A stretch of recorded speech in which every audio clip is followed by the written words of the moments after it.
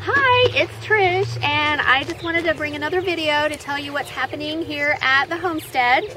So we're in the process of doing a nest check today, and I wanted to show you just a little bit of the difference between the babies that have been born and some of the older babies. So we've got in this house right here, these are brand new babies, which I showed you this size last time. You can see these were just hatched maybe today or yesterday, so they're very small.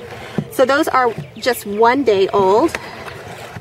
But then over here we have some babies that are just a little bit bigger.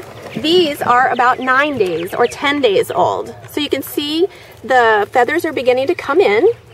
And they look like they're very hungry and they're not happy being in the sun. And then over here, we've got another nest. These babies, oh, you know what? Those other babies were about 4 days old. These are about 9 to 10 days old. And you can see how much bigger they are. And their feathers are really starting to come in. And now I want to show you this nest right here. These are our oldest babies and they're about 2 weeks old. So you can see that we need to change the nest. They're getting to the point where they're going to be starting to fly in about 2 weeks. And so oftentimes whenever they are getting this big, they begin to have mites in their nest. And we don't want them to have mites because if they get too uncomfortable, they will start to jump when we don't want them to jump and they're not ready to fly. So what we're going to do is we're going to just replace the nest. When you do that, all you need is just some cedar shavings, and we're just going to take them out and we're going to put them in this fresh nest. The parents will not care. They will not abandon the babies. So they will, come back and take care of them just like normal.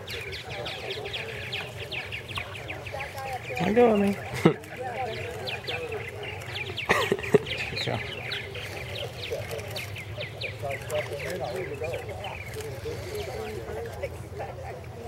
All right, so they're good.